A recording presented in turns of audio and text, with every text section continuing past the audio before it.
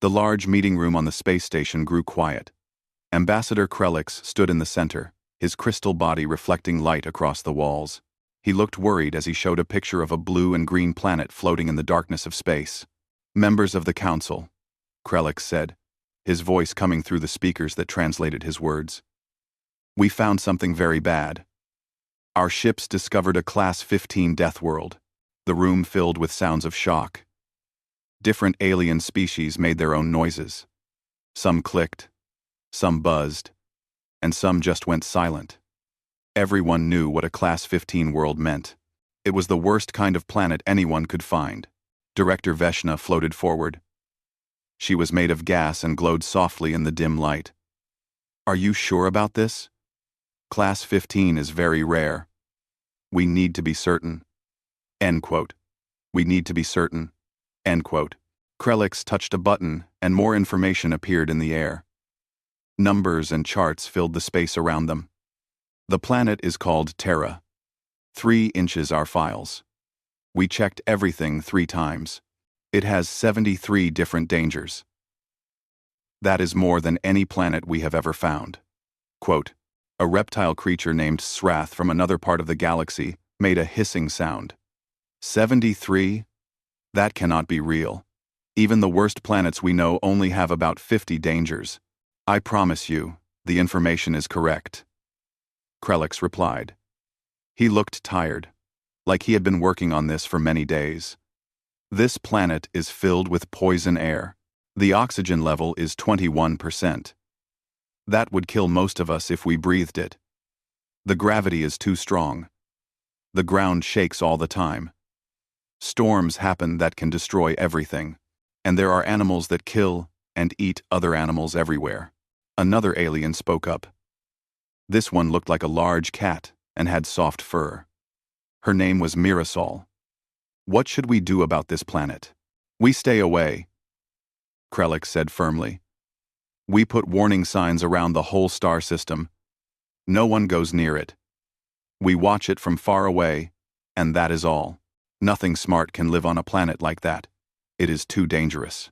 Veshna studied the numbers floating in the air. "I see water on the surface. And green areas. So there is life?" "Yes, lots of life. Too much life," Krelix answered. He made the picture bigger so everyone could see better. "There are 8 million different types of living things on this planet. They all fight each other for food and space. There are tiny things so small you cannot see them, but they can make you very sick. There are plants that make poison to protect themselves.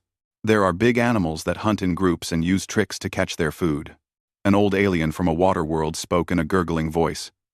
"How does anything survive there? With so many dangers, everything should be dead." "Things have died many times," Krelix explained. He showed pictures of rocks and old bones. "The planet has killed almost everything on it at least 5 times. But life keeps coming back. New animals appear. They change and become tougher. Right now, there are mammals, reptiles, and insects. They all live together in a complicated way." Srath moved closer to look at the images. "The water looks clean. The air looks clear. But you say it is poison? To us, yes. To whatever lives there, maybe not. But we do not know of any species that could become smart on a world like this. The planet does not give them time. They are too busy trying to stay alive." A young scientist raised one of his many arms. "What about the temperature? Is it stable?" Krelix shook his head, which made his crystal body sparkle. "No. The planet has extreme heat in some places and extreme cold in others. The weather changes quickly. There are storms with winds so strong they can pick up houses. There is water that falls from the sky in huge amounts. Sometimes the water freezes and falls as ice. The planet even has areas where fire comes up from under the ground. This is a nightmare world," Mirasol whispered. "Why did we even send ships there? We were mapping that area of space," Krelix told her. "The ship was just passing through. They did a normal scan and found this. At first, they thought their equipment was broken. But every test gave the same results. Director Veshna looked at all the other council members. We need to vote. Should we mark this planet as forbidden and stay away? Every member agreed. They all voted yes. The planet would be marked on all maps as a danger zone. Ships would be told to avoid the whole star system. Scientists could study it from far away, but no one would go close. It was too risky. The planet will stay on our watch list, Veshna announced. We will check on it every few years to see if anything changes. But we do not expect anything to change. Planets like this do not support smart life. They cannot. The environment is too harsh. Krelix saved all the information into the Council's main computer. The planet is now in our database. Future generations will know to stay away from Terra 3. As the meeting ended, the aliens talked among themselves. They spoke about how lucky they were to live on safe, calm worlds. They felt sorry for any creature that had to live on such a terrible planet. Some of them even said quiet prayers for the poor animals trying to survive there. No one thought that anything important would ever come from that dangerous blue and green world. No one imagined that smart beings could live there.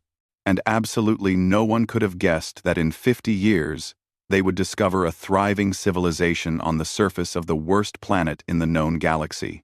The Council felt confident in their decision. They had followed all the rules. They had done everything correctly. The planet was marked as forbidden, and that was that. They could forget about it and move on to other business. But the universe has a way of surprising even the wisest beings. And Terra 3, the planet that would later be known by its real name, Earth, was about to become the biggest surprise. The galactic Kokira Donovan could not believe what she was seeing on her screen. She was the science officer on the research ship Horizon's Edge. Her job was to study planets and stars, and she was very good at it. But right now, her equipment was showing something that should not exist. She ran the scan again. The computer beeped and showed the same results. Her hands started shaking a little. Captain Morrison, please come here right now, she called across the bridge. Her voice sounded strange, even to herself. Captain Jack Morrison walked over to her station. He was an older man with gray hair and deep lines on his face. He had been flying through space for 30 years. He had seen many strange things, but he trusted Kira completely. If she was worried, there was a good reason. What did you find? Jack asked, looking at her screen. Those are satellites, Kira said, pointing at the dots on her display. Around Terra 3, the forbidden planet. Jack felt his stomach drop. He leaned closer to the screen. That is impossible. The Council marked that planet 50 years ago. Class 15, Deathworld. Nothing lives there. Nothing smart, anyway. Well, something smart definitely lives there now, Kira replied. She typed on her keyboard, and more information appeared. I count thousands of satellites. They are communication devices, weather stations, navigation systems. And look at this. She pulled up another screen. This one showed waves of energy coming from the planet. Radio signals, Jack said slowly. Those are radio broadcasts. Not just radio. Digital signals too. Television, internet, all kinds of communication networks. Kira kept finding more and more evidence. Captain, there is an entire technological civilization down there. Khan.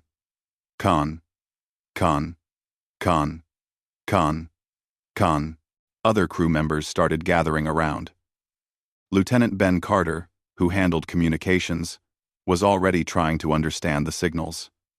Captain, I am picking up hundreds of different channels, multiple languages, music, news broadcasts. They have organized information systems. Jack made a quick decision. Full stop. Do not move the ship any closer.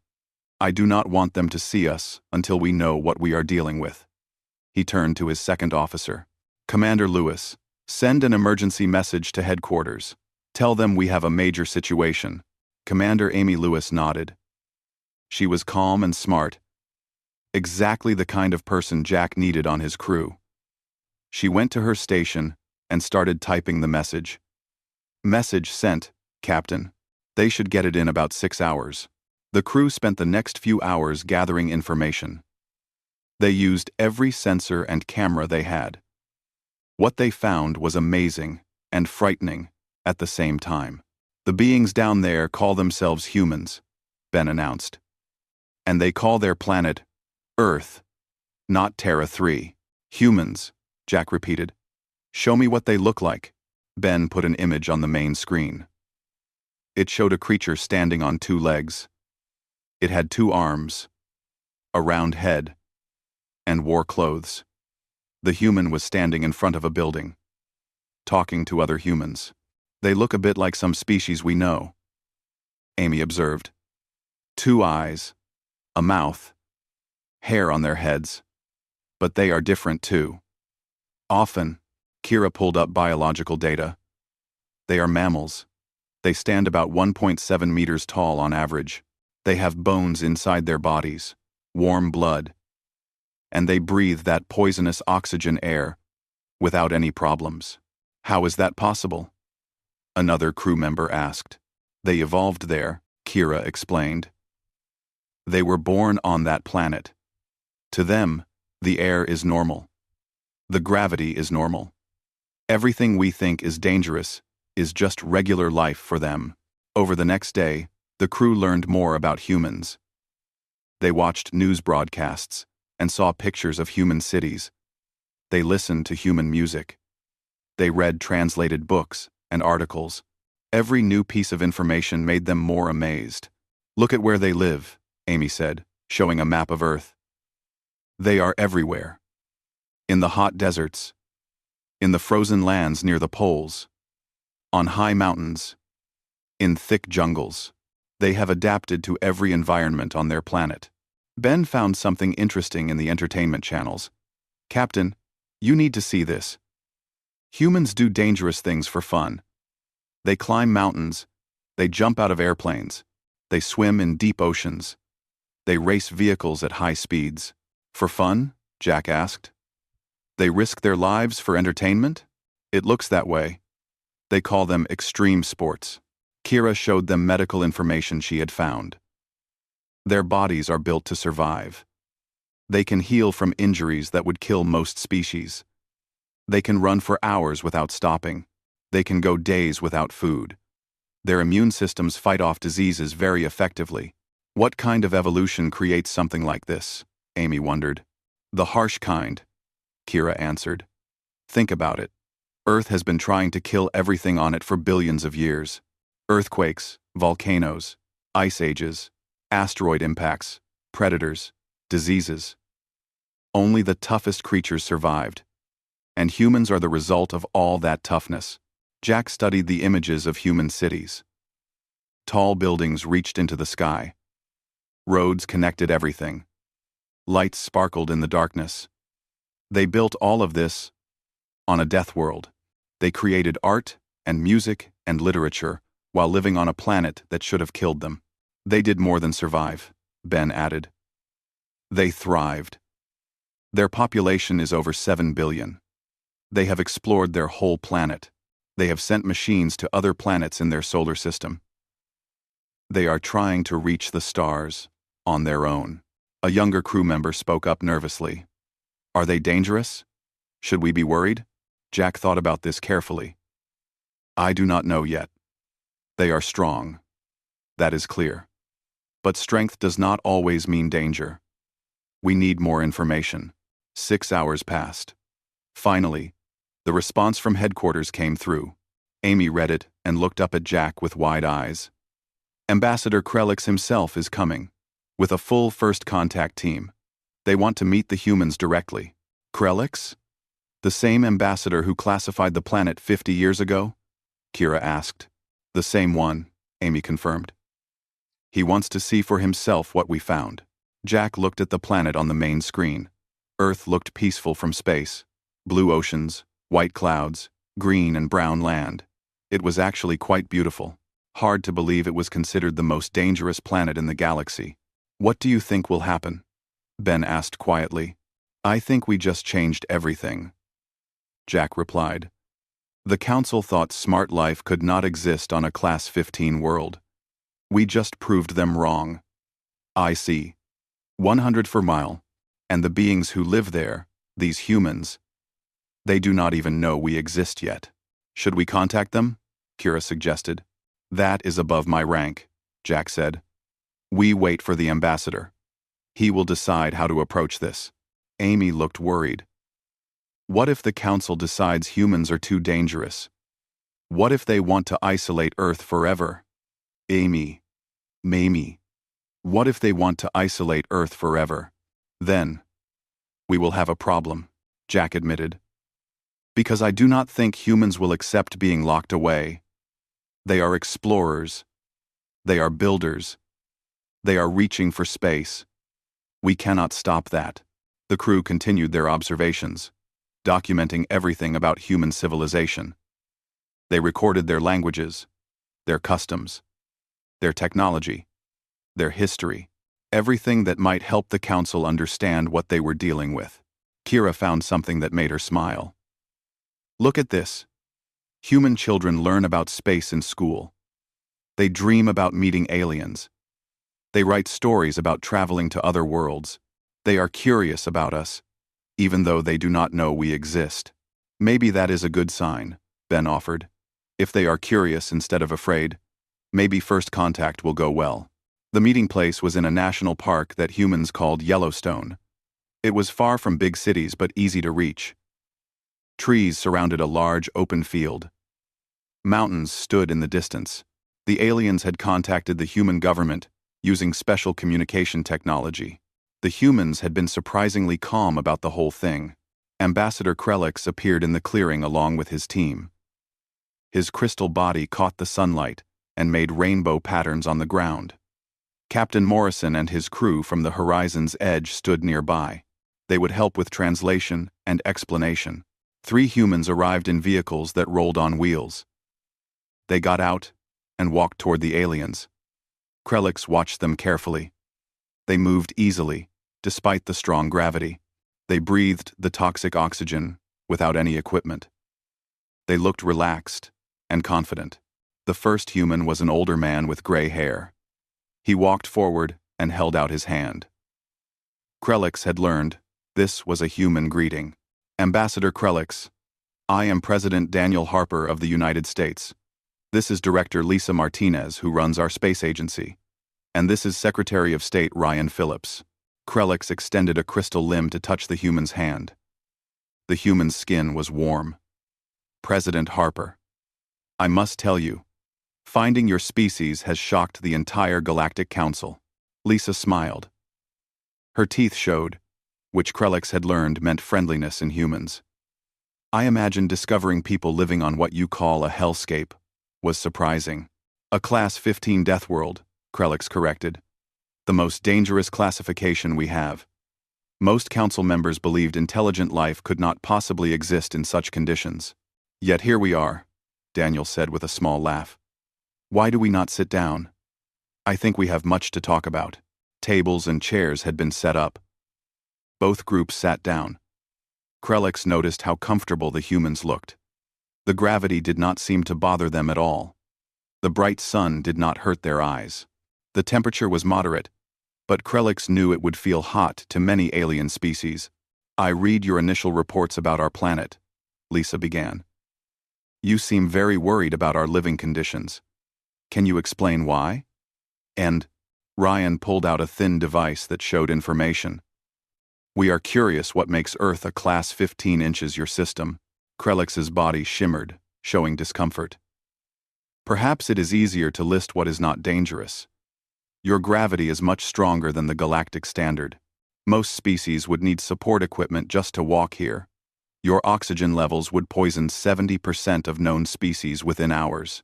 Your weather includes phenomena we classify as natural disasters happening regularly.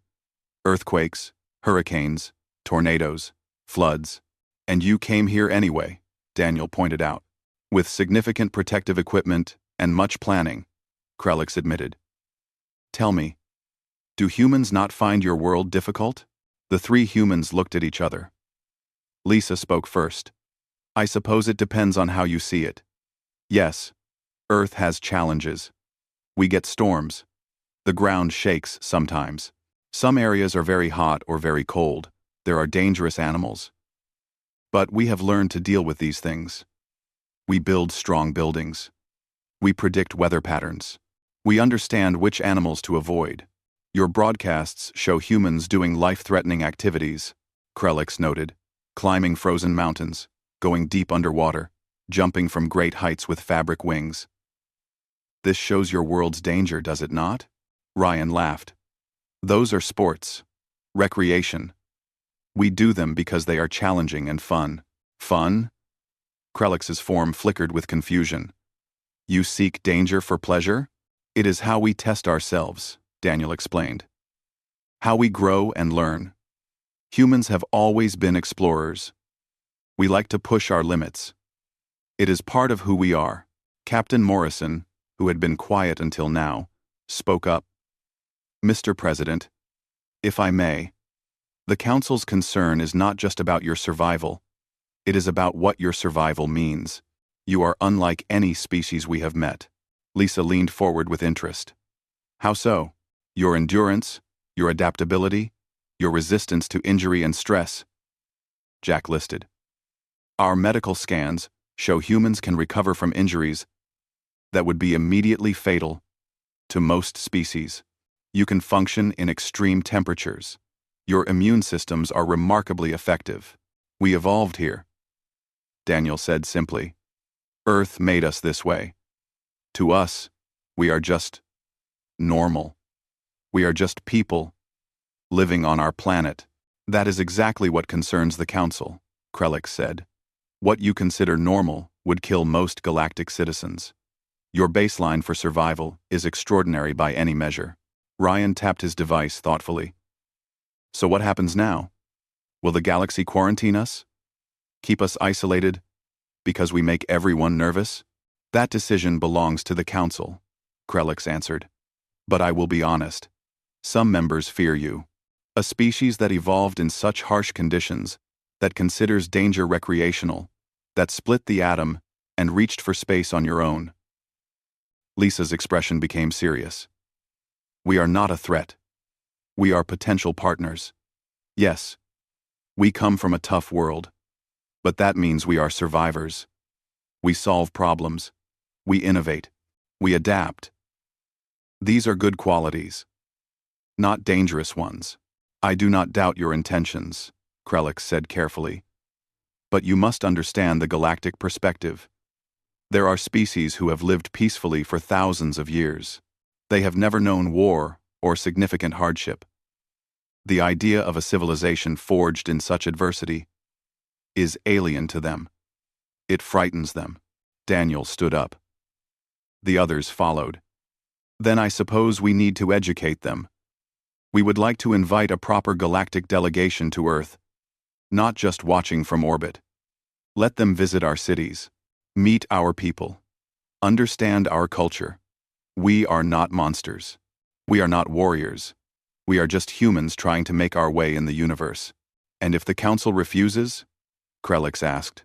Then we will do what we have always done, Lisa said firmly. We will adapt. We will keep growing. We will reach for the stars on our own.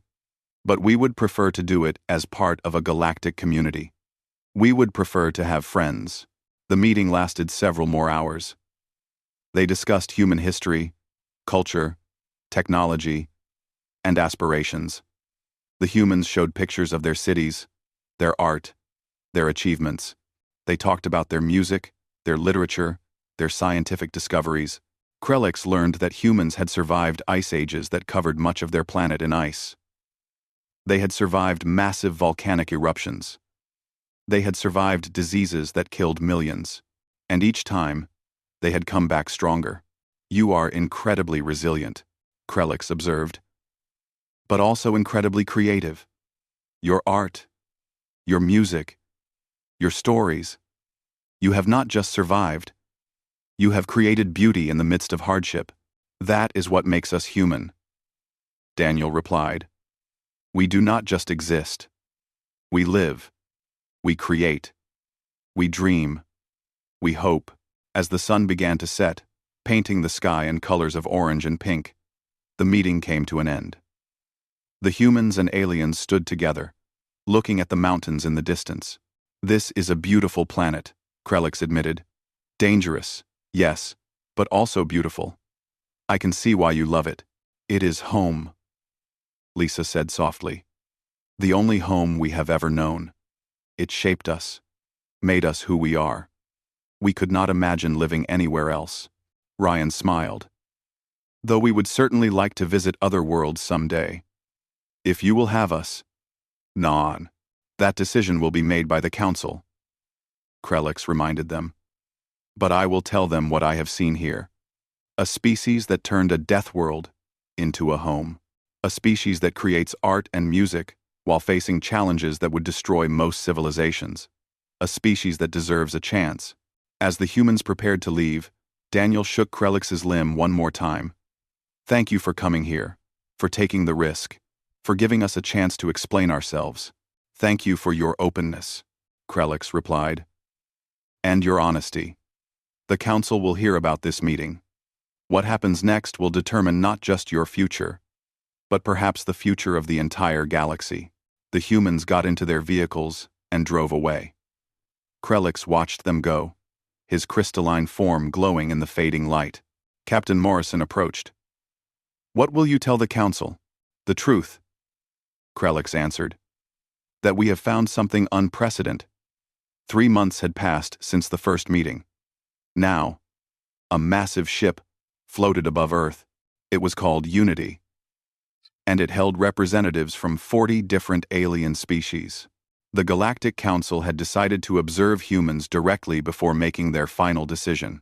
Director Veshna, the glowing gas being, addressed the assembled aliens. We are here to assess the human species. Ambassador Krelix has given us reports. But we must see for ourselves. We must understand what these beings are truly capable of. 4 humans had been invited aboard the ship. Dr. Nathan Cole was a scientist who studied alien life. Claire Jensen was a pilot. Marcus Webb was an engineer. Dr. Karen Foster was a medical doctor. They stood together in the large meeting chamber, looking at the dozens of alien beings watching them. Nathan spoke first, his voice calm and confident. Honored delegates, we understand your concerns. Our world is harsh by your standards. We evolved to survive there. We are here to show you that our abilities make us good partners, not threats.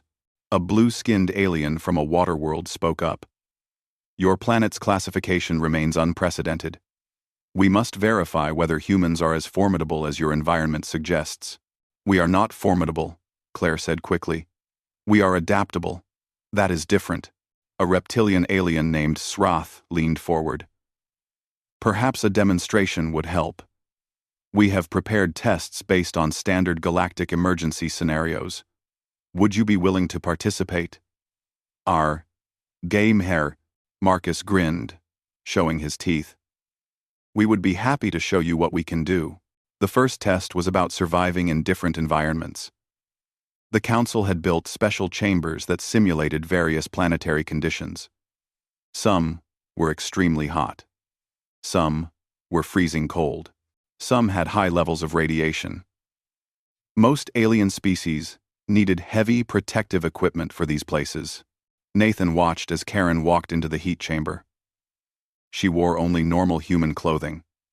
The temperature inside rose to levels that most species considered deadly. She stayed inside for 30 minutes, performing complex tasks. She assembled equipment, solved puzzles, and maintained clear thinking. The only sign of the heat was that she drank more water. Her internal temperature rose only slightly, the medical computers reported. Her body is using sweat for cooling. No signs of distress or damage. The aliens watching made sounds of surprise and concern. The cold test was next. Marcus entered a chamber where the temperature dropped far below freezing. His breath came out as white clouds.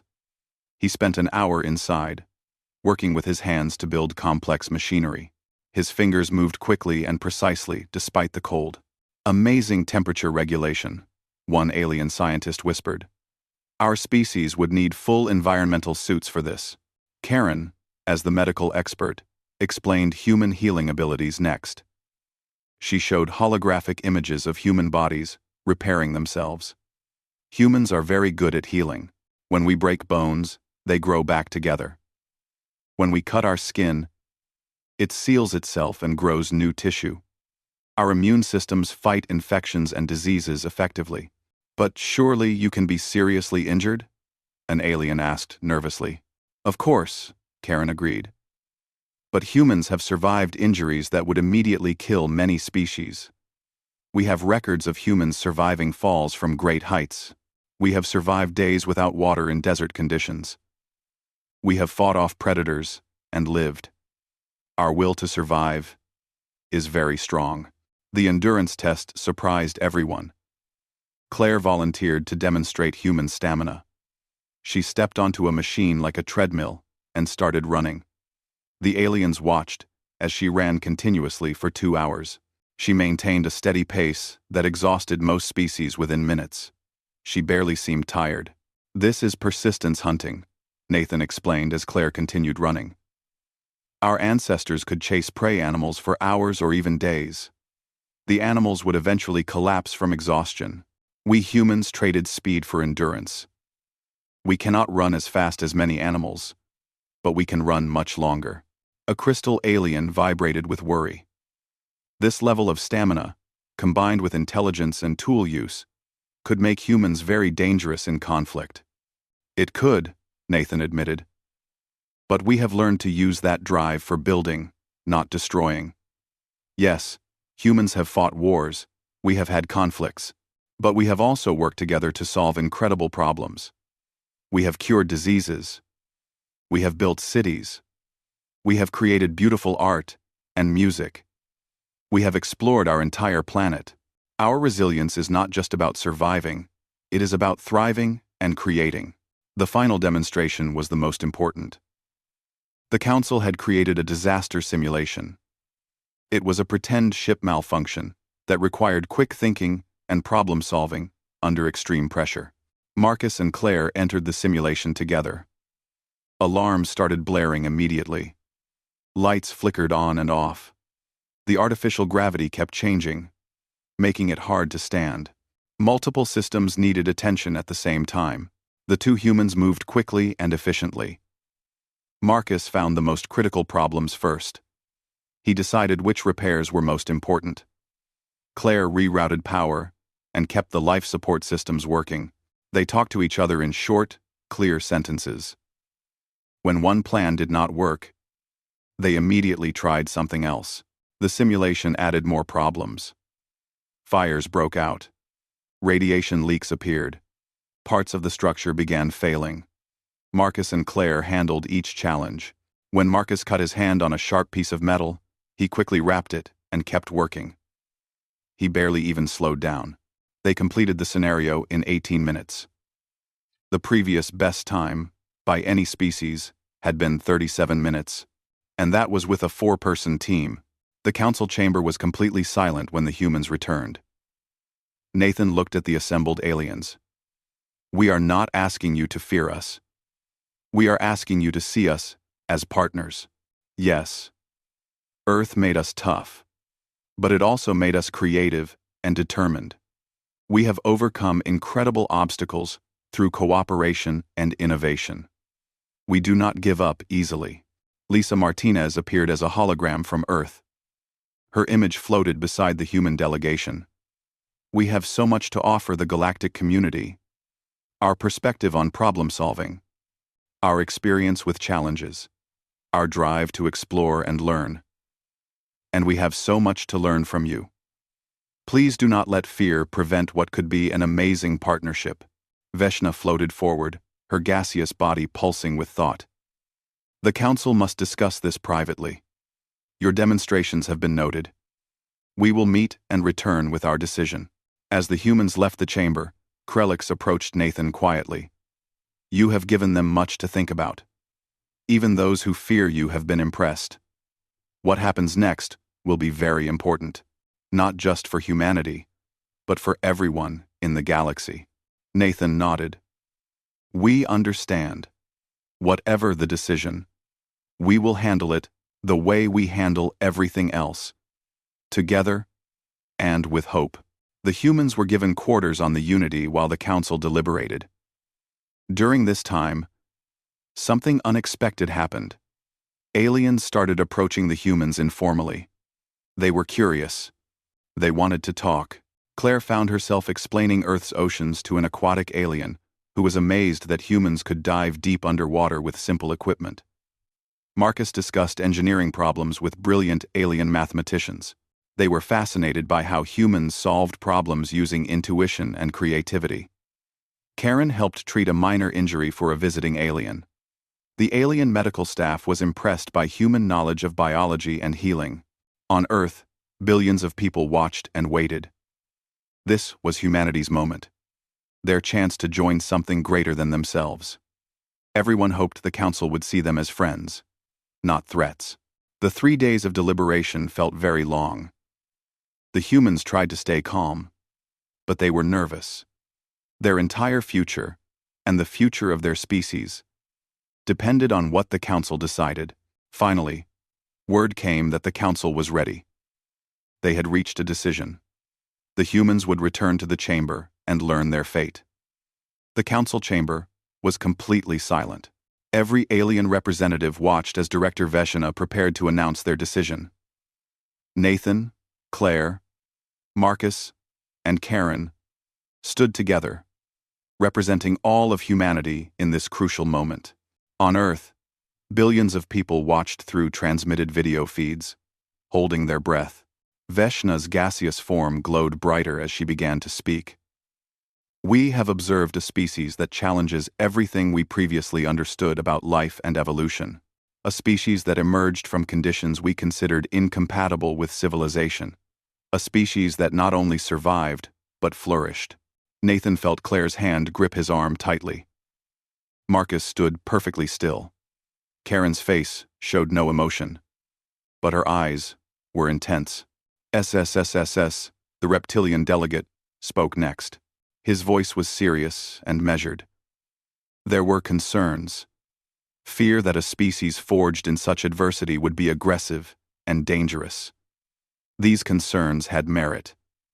We could not ignore them. Nathan felt his heart sink. This sounded like rejection. But then Krelix caught his eye and made a small gesture. It seemed encouraging. However, Veshna continued, we have also witnessed cooperation, creativity, compassion, and curiosity. We have seen a species that chose to reach for the stars, not to conquer, but to explore. Not to dominate, but to understand. The humans have shown us that resilience and kindness are not opposites. They can exist together. A new voice spoke. It belonged to a luminescent being from a distant part of the galaxy. I am Ambassador Talanshi. I speak for the younger species of the Council, those of us who remember when we were new and unproven. We recognize in humanity something familiar, the drive to prove yourselves, to find your place in the universe. We advocate for acceptance. Sounds of agreement rippled through the chamber.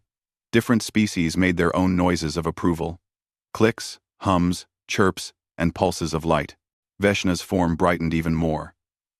By majority consensus, the Galactic Council hereby extends formal contact status to the human species. Earth will be redesignated as a Class 15. Deathworld, inhabited. Status, protected. Humanity is welcome to the galactic community, with full diplomatic recognition. For a moment, nobody moved. The words hung in the air. Then, Claire let out a shout of joy. Marcus grabbed Nathan in a tight hug. Karen's professional composure broke, and she smiled wider than she ever had before. The 4 humans held each other, tears running down their faces. In the chamber, many aliens made their own sounds of celebration. Even species that had been skeptical seemed pleased with the decision. The tension that had filled the room for days finally broke, but Veshna raised a limb for attention. Furthermore, the Council recognizes unique opportunities in humanity's unusual origins. We propose several initiatives. A holographic display appeared, showing different proposals. Nathan wiped his eyes and focused on the information. First, Veshna announced, Earth will become a training center for emergency response. Humans will teach other species techniques for survival in extreme conditions. Your experience with hostile environments could save countless lives across the galaxy. Second, human engineers and problem solvers will be invited to join various galactic projects, particularly those dealing with difficult environments or challenging scenarios. Your unique perspective could help us solve problems we have struggled with for years. Third, we will establish a cultural exchange program. Humans may visit alien worlds, and aliens may visit Earth under supervised conditions. We will learn from each other, share our art and music and stories. Fourth, humans will be granted access to certain advanced technologies, particularly those related to space travel and medical advancement. This will help you integrate into the galactic community more quickly. Veshna paused, letting the information sink in. These initiatives are voluntary. We do not require your participation, but we believe humanity's unique perspective would benefit everyone. Krelix approached the human delegation. His crystal form sparkled in the chamber's light. I told you at our first meeting that perhaps we had much to learn from you. The Council has agreed. Your Class 15 Deathworld may be the harsh teacher the galaxy needs. Nathan shook his head, smiling through his tears. Earth is not a teacher. It is just our home. We are simply glad we can share what we learned there with everyone else. The formal proceedings ended, and the chamber erupted into genuine celebration. Aliens and humans mixed together now. The fear and suspicion had been replaced with curiosity and excitement. Lisa Martinez arrived on the Unity shortly after. She found Nathan standing on an observation deck, looking at Earth below. The blue and green planet slowly rotated, clouds swirling across its surface. Quite a view, Lisa said, joining him at the window. I keep thinking about everything that led to this moment, Nathan replied. Billions of years of evolution, ice ages and asteroid impacts, species that went extinct, all the challenges that shaped us into who we are. All so we could be here right now? Lisa suggested. Maybe. Or maybe this is just the next challenge Earth prepared us for. Nathan turned to face her. We have a lot of work ahead. Proving ourselves. Learning from the galaxy. Teaching what we know. Building bridges between worlds. Claire appeared with Marcus and Karen. Several alien delegates were with them. Aliens who had become friends during their time on the Unity. Less thinking, more celebrating, Claire announced cheerfully. Delegate Mira Saul wants to try human music. I promised to show her rock and roll. Lisa laughed. It was a sound of pure relief and joy. Then, let us not disappoint our new friends. Music started playing through the ship's speakers. It was a human song, upbeat and energetic. Some of the aliens tried to move to the rhythm. It was awkward and funny, but everyone was smiling. This was the beginning of something new, something unprecedented in galactic history.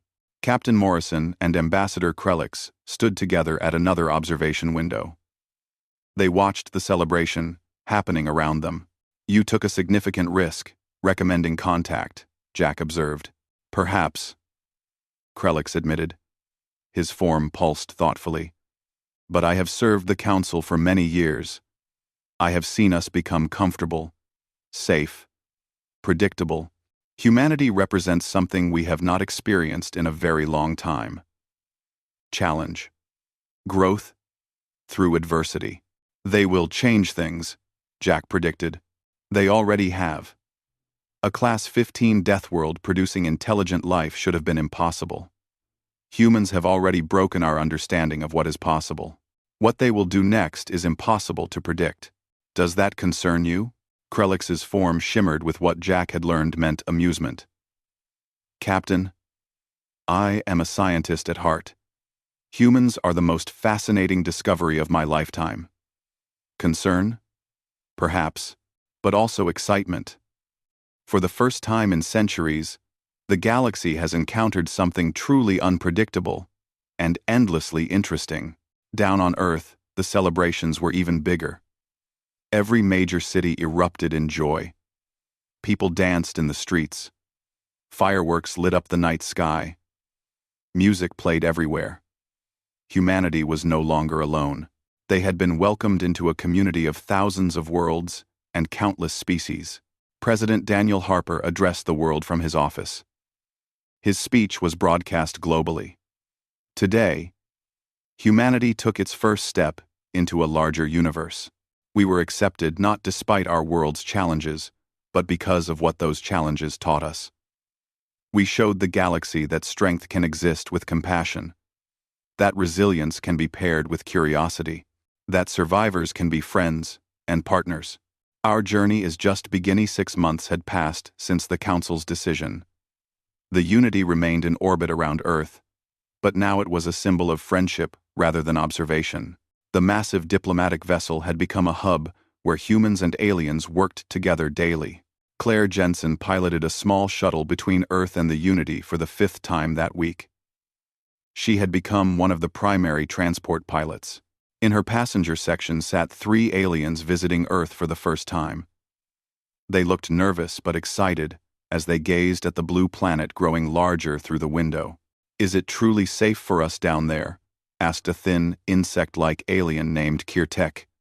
His species came from a low-gravity world with thin atmosphere. "You will wear protective suits," Claire assured him, "and we will stay in controlled environments. You will be perfectly safe, but you will also experience things you have never imagined." Landing at the designated visitor center in Colorado, Claire helped her passengers exit the shuttle. Each alien wore a specialized suit that protected them from Earth's harsh conditions. The gravity, the oxygen, the atmospheric pressure, all of it was regulated by their equipment. A welcoming committee waited for them. Dr. Nathan Cole led the group. Beside him stood several human guides who had been trained in alien protocols and customs. "Welcome to Earth," Nathan said warmly. "We are honored to have you here." The aliens looked around with wonder. Mountains rose in the distance. Trees swayed in the breeze. Birds flew overhead. The sky was a brilliant blue. Even through their protective suits, they could sense the raw power of this world. "It is beautiful," Kirtek said softly. "But I can feel the gravity. It pulls at me, even through my suit's compensators." "You will adjust," Nathan promised. "Come, let me show you our facility." Meanwhile, aboard the Unity, Marcus Webb worked alongside alien engineers in one of the ship's workshops. They were designing a new type of emergency shelter that could deploy quickly on hostile worlds. The project combined human intuitive thinking with alien mathematical precision. "What if we reinforced this section?" Marcus suggested, pointing at the holographic blueprint. "On Earth, we build structures to flex rather than break. That way, they absorb shock instead of shattering." A crystalline engineer named Velcros examined the suggestion. "Interesting. Our designs typically emphasize rigidity. But your approach might work better in seismic conditions. Earth taught us that rigid things break," Marcus explained. "Flexible things survive." They spent hours refining the design. By the end of the session, they had created something neither species could have developed alone. It was a perfect blend of human adaptability and alien technology. In the medical bay, Dr. Karen Foster was teaching a class to alien medical personnel. She stood before a holographic human body, explaining its systems. "Human healing is remarkable but not magical," she explained. "We can recover from significant injuries, but it takes time. Our bodies prioritize survival over perfection. A broken bone will heal crooked, if not properly set. A deep cut will seal with scar tissue. We trade perfect repair for speed and reliability." An alien doctor from a species that regenerated perfectly asked, "Why would evolution favor this approach?"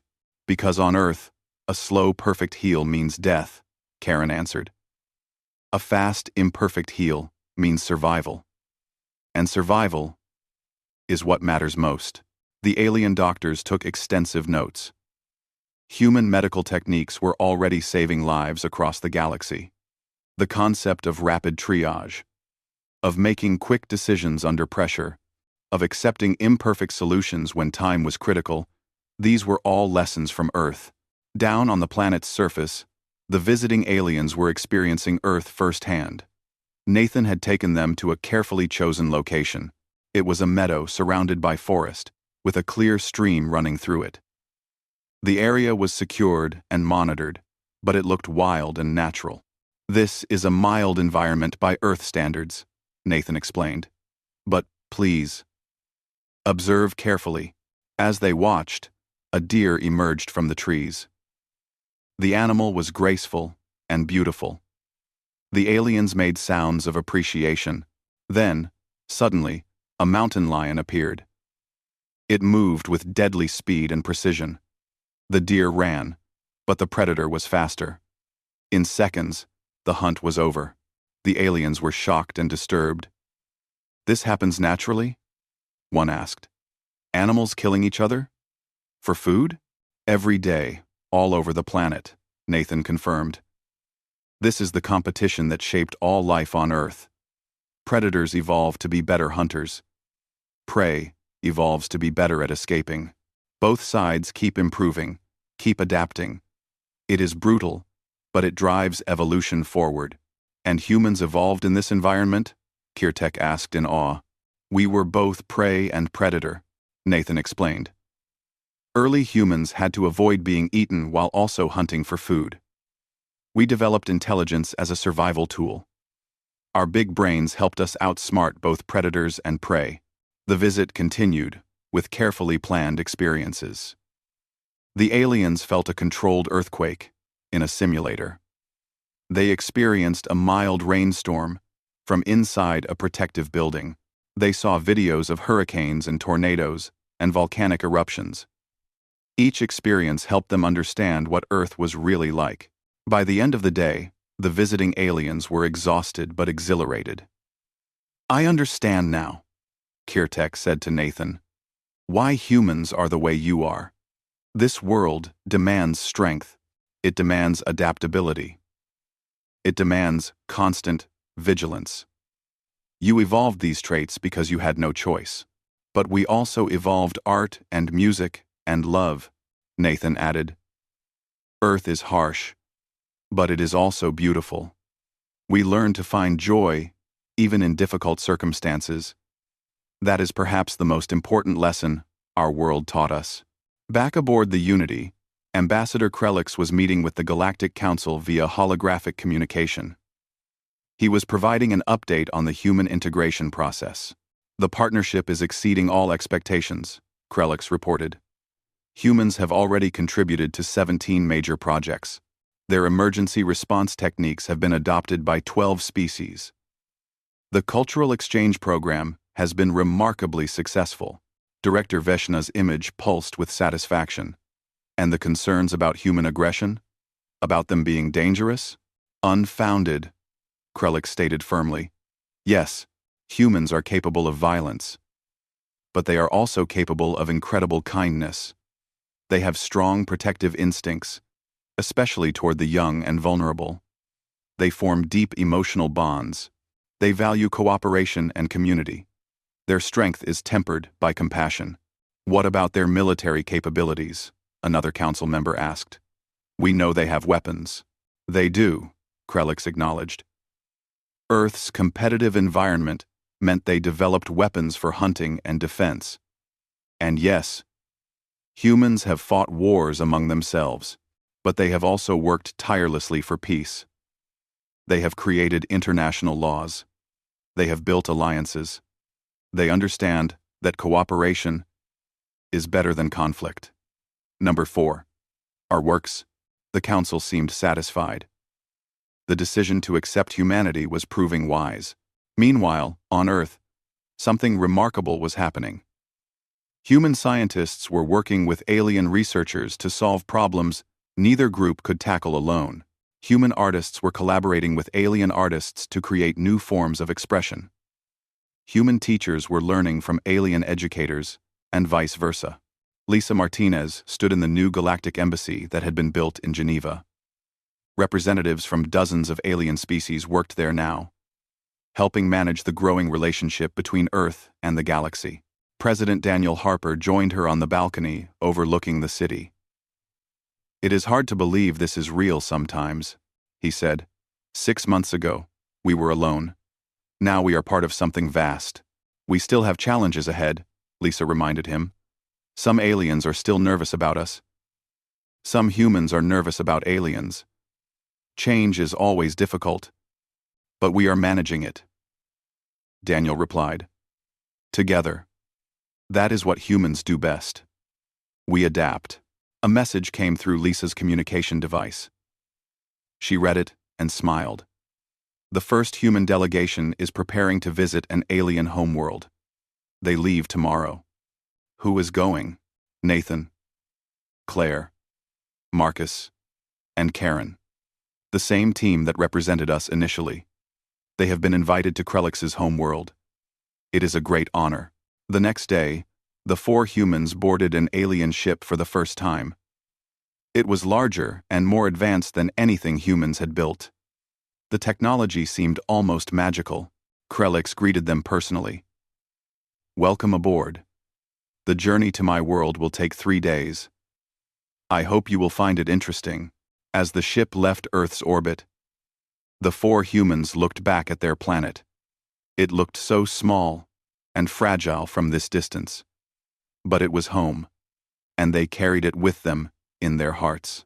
"We are really doing this," Claire whispered. "We are leaving the solar system. Humans are going to another star." "Earth prepared us for this," Nathan said. "Every challenge we faced, every obstacle we overcame, it was all leading to this moment." "What do you think Krellix's world will be like?" Marcus wondered. "Probably safer and calmer than Earth," Karen guessed. "Most worlds are." She was right. When they arrived at Krellix's homeworld, they found a place of stunning beauty and tranquility. The gravity was lighter. The air was gentler. The weather was stable and predictable. There were no predators, no natural disasters, no harsh conditions. "This is paradise," Claire breathed. "To you, perhaps," Krellix said. "To us, it is simply home. Just as Earth is home to you." The humans spent a week there, meeting Krellix's people and learning about their culture. The crystalline beings were curious about Earth and asked endless questions. They wanted to understand how life could exist in such harsh conditions. "Do you not fear your world?" one asked Nathan.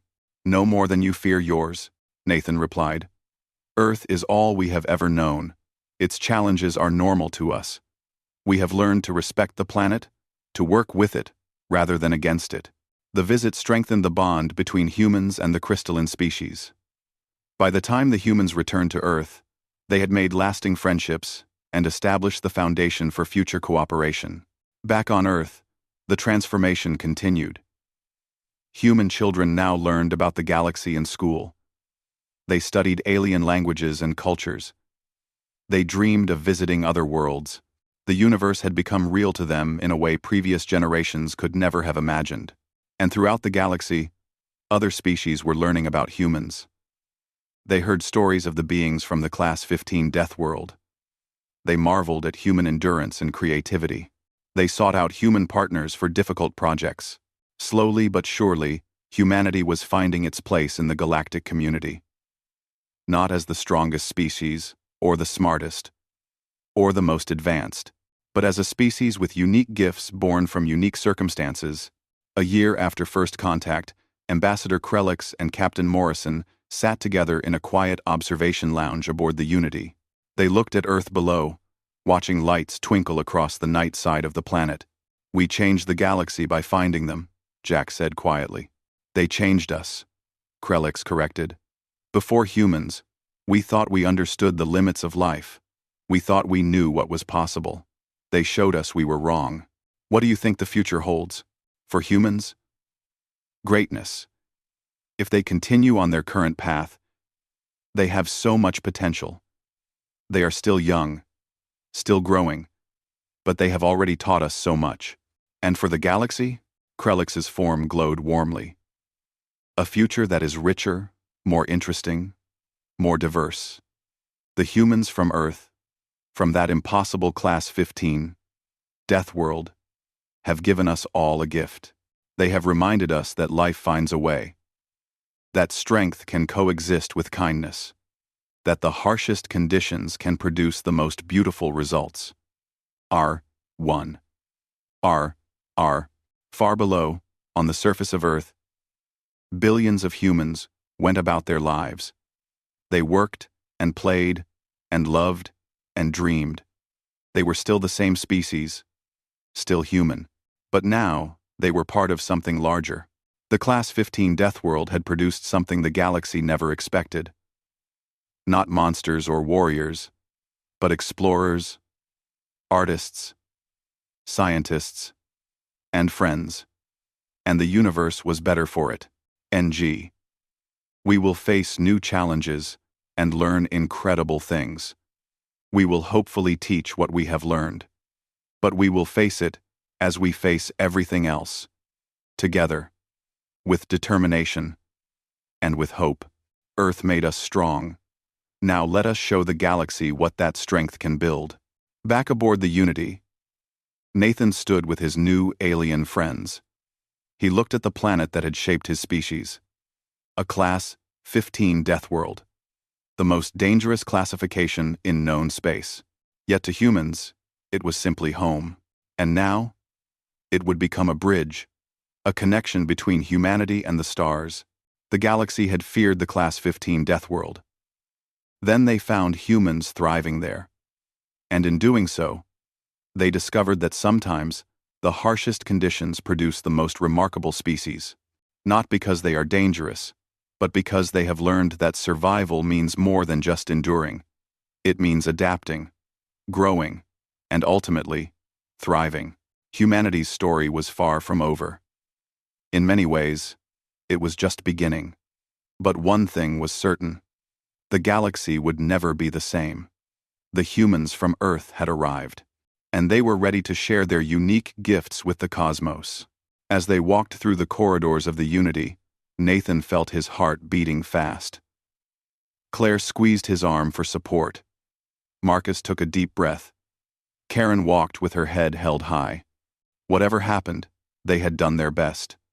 They had shown the galaxy who humans really were.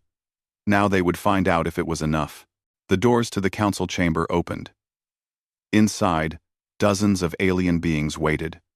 Director Veshna floated at the center, glowing with formal authority. The council has reached a decision, she announced. The humans stood together, holding their breath, waiting to hear words that would change everything. Ed.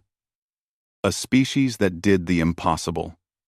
They survived and thrived where survival should have been impossible. And that perhaps we have much to learn from them. Do you think the council will accept them? Krellix looked up at the stars beginning to appear in the darkening sky. I do not know. Fear is a powerful force, but so is curiosity. And the humans have certainly made us curious. He turned back to the ship. Come, Captain. We have a report to write. The galaxy needs to know about the humans from Earth, and then we will see what the universe decides. Jack hoped he was right. The next few days would determine the future of an entire species. The humans had no idea that their world was about to change forever. They did not know that aliens were watching them, studying them, trying to decide what to do about them. And somewhere on Earth, people were going about their normal lives, going to work, raising families, creating art, solving problems, dreaming about the stars. They were just being human, doing what humans do. They had no idea that soon, very soon, they would learn they were not alone in the universe. The Galactic Council was coming, and nothing would ever be the same again Unsil had ever encountered. The humans living there had no idea that aliens existed, and the aliens had no idea that humans existed either. Both groups would continue living their lives, completely unaware of each other.